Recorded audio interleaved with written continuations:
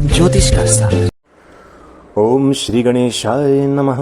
प्रिय दर्शकों नमस्कार। रक्षाबंधन का पर्व आने वाला है और इस बार रक्षाबंधन पर्व को लेकर के लोगों के मन में संशय है। उनका यह सवाल है कि रक्षाबंधन किस दिन मनाएं, 30 अगस्त बुधवार के दिन या 31 अगस्त बुधवार के दिन। प्रिय दर्शकों, रक्षाबंधन बेहद खास पर्व होता है। शास्त्र कहता है कि रक्षाबंधन बेहद शुभ समय में करना चाहिए। शुभ समय का विशेष ध्यान रक्षाबंधन वाले दिन रखना चाहिए।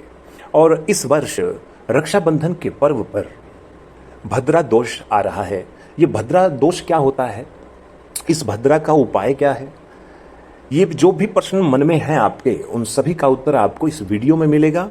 इसलिए आप वीडियो के अंत तक जरूर बने रहिएगा। प्रिय दर्शकों, भाई बहन के अटूट प्यार की निशानी रक्षाबंधन का त्योहार श्रावण पूर्णिमा को मनाया जाता है और ये रक्षाबंधन पर्व बेहद खास है। प्रत्येक जनमानस के लिए रक्षाबंधन त्योहार महत्वपूर्ण है। रक्षा सूत्र कोई भी किसी को भी बांध सकता है।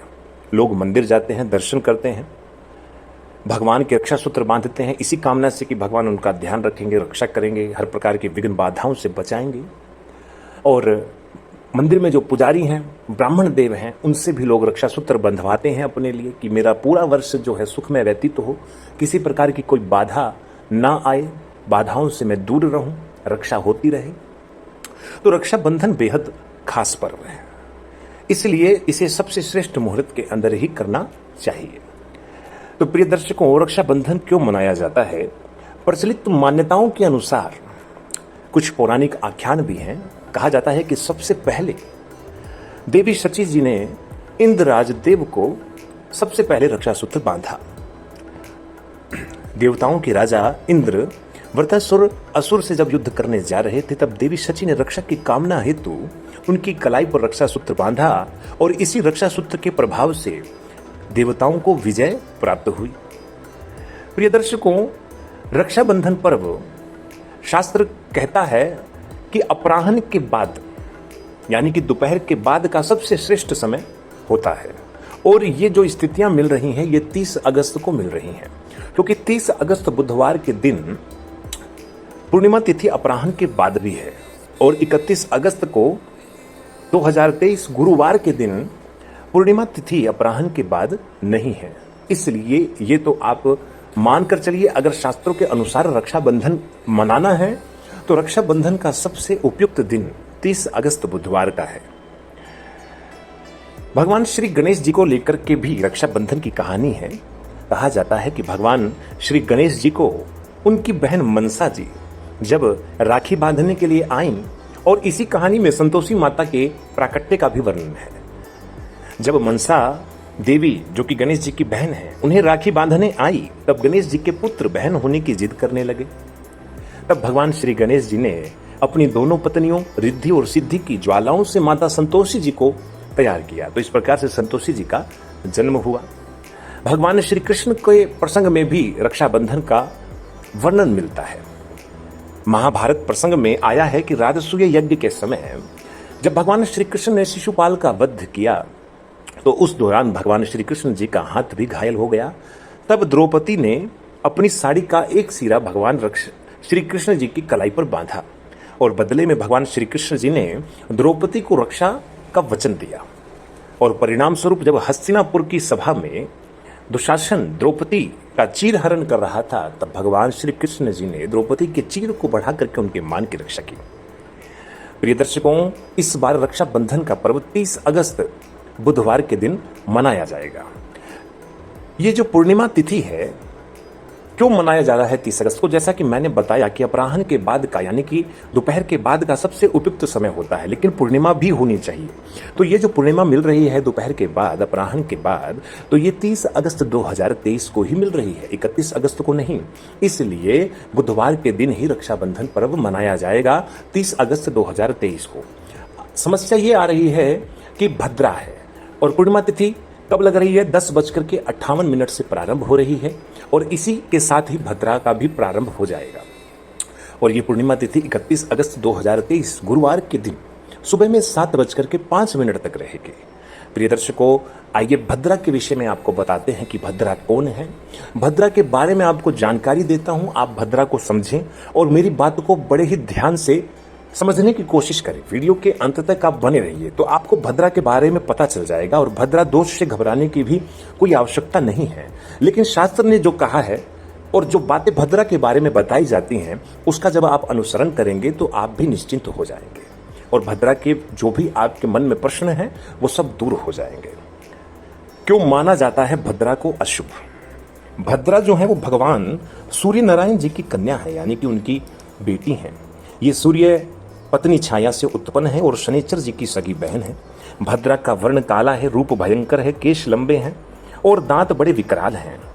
जन्मते ही जब भद्रा का जन्म हुआ तो संसार का ग्रास करने के लिए वो दौड़ी, यज्ञों में विघ्न बाधा पहुंचाने लगी, उत्सवों तथा मंगल यात्रा आदि में उपद्रव करने लगी और पूरे जगत को पीड़ा पहुंचाने लगी। भद्रा के भयंकर रूप, उपद्रवी तथा इस तरह के दुष्ट स्वभाव के कारण उससे कोई भी विवाह करने को तैयार नहीं हुआ। सूर्य नारायण जी ने जब अपनी पुत्री के लिए स्वयंवर का आयोजन किया तो भद्रा ने क्या किया कि तोरण, मंडप, आसन आदि सभी उखाड़ फेंका। आयोजन का विध्वंस हो गया। सूर्य नारायण ने भद्रा को समझाने के लिए ब्रह्मा जी से प्रार्थना की। ब्रह्मा जी ने आकर भद्रा को समझाया और कहा कि भद्रे, तुम बव, बालव, कोलव, तैतिल आदि चर करणों के अंत में सातवें करण के रूप में स्थित रहो। प्रिय दर्शकों, ब्रह्मा जी ने भद्रा को पंचांग में स्थान दिया। जो व्यक्ति तुम्हारे समय में यात्रा, गृह प्रवेश, खेती, व्यापार, उद्योग और अन्य मंगल कार्य करेगा तो तुम उसमें विघ्न डाल देना, ये ब्रह्मा जी ने कहा। भद्रा को ऐसा समझाया, बताया। जो तुम्हारा आदर ना करे, अब यहां पर समझने की विशेष आवश्यकता है आपको। लिखा है कि जो तुम्हारा आदर ना करे उसका कार्य ध्वस्त कर दो।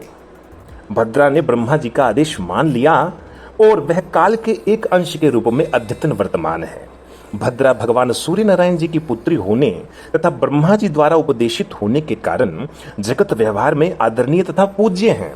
भद्रा की उपेक्षा विपरीत परिणाम देती है। सबसे महत्वपूर्ण बात यही है, यदि आप भद्रा का आदर, मान, सम्मान नहीं करेंगे और भद्रा का उपेक्षा करेंगे तो विपरीत परिणाम तो आपको मिलेगा ही। प्रिय दर्शकों, भद्रा का वास भी है हमारे शास्त्रों में बताया गया है।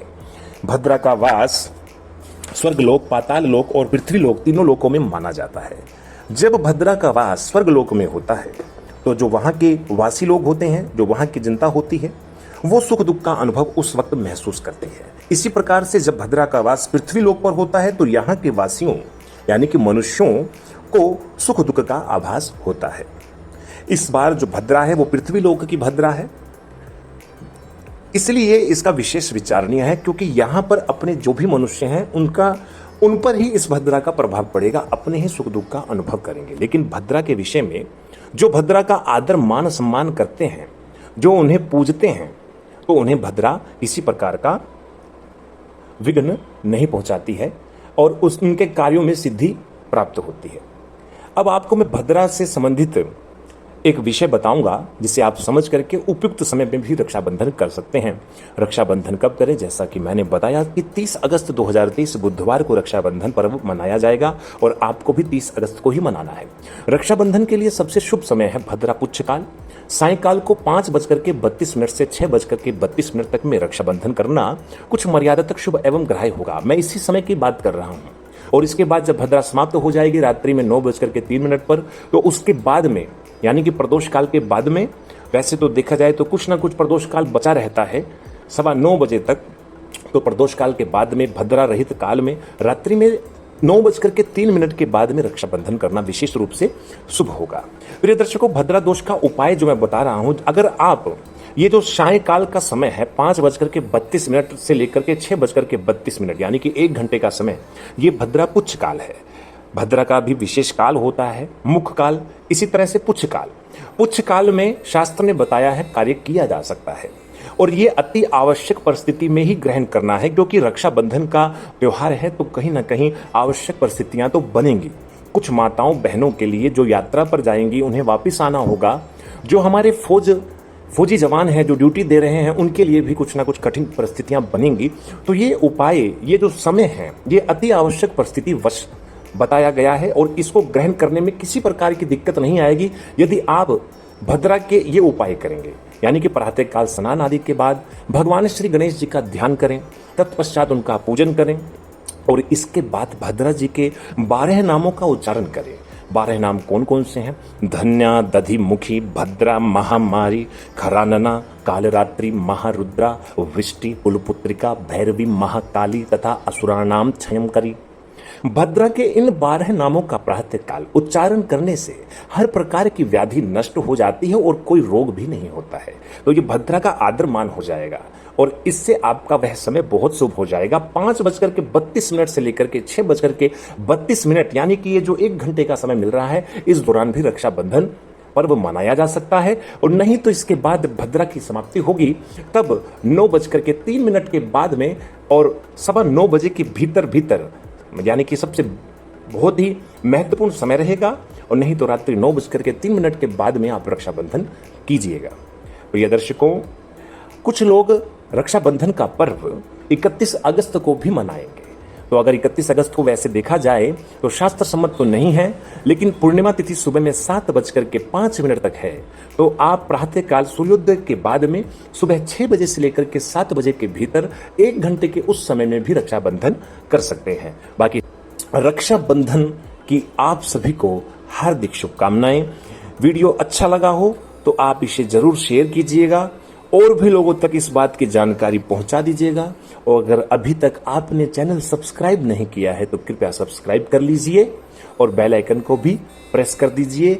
ज्योतिषीय सार के साथ आप जुड़ जाइए। समय समय पर आपको इसी प्रकार की वीडियो, ज्ञानवर्धक बातें, ज्योतिष से जगत की बहुत ही महत्वपूर्ण रोचक जानकारियां, कुंडली का अध्ययन आदि सब कुछ आपको यहां प्राप्त होगा। धन्यवाद। ज्योतिष का सार।